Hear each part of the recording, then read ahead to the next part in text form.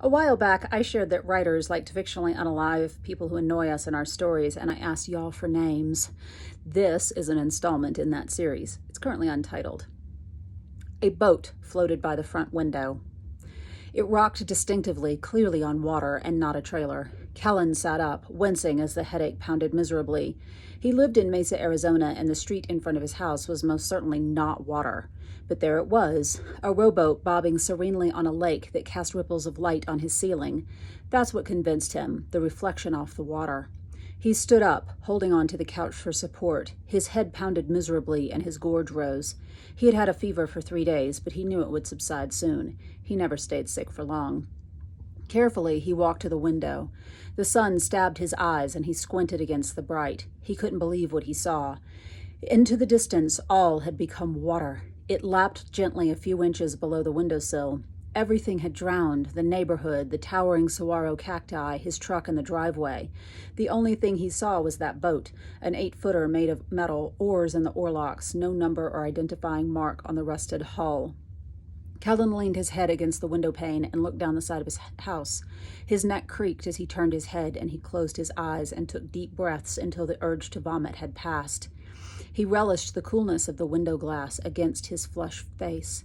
How had this happened? Had a dam broke? A water main ruptured?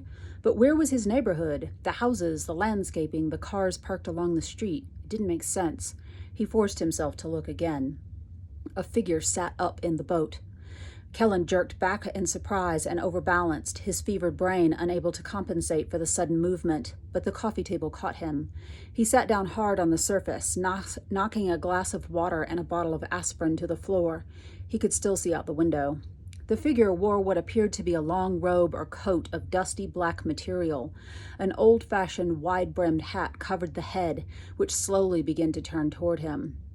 No, Kellen thought, I don't want to see, but he couldn't look away. Beneath the deep rim of the hat, there was only blackness. Kellen blinked, then the eyes opened in that shadow, malevolent and strange, with sideways pupils like a goat's. Kellen screamed and pedaled back, slipping off the table, his legs up over his head. His skull struck the end table with a hollow bonk, and he fell into the blackness inside his mind. Here's what Kellen didn't know. 12 days prior, while swimming at the Y, he had inhaled Naegleria fowleri, also called brain-eating amoeba, the deadliest parasite in the world. The symptoms include headache, fever, then hallucinations and coma before death. Kellen never woke up. Instead, he descended into a well of shadow where goat-eyed shapeshifters came at him with sharp teeth.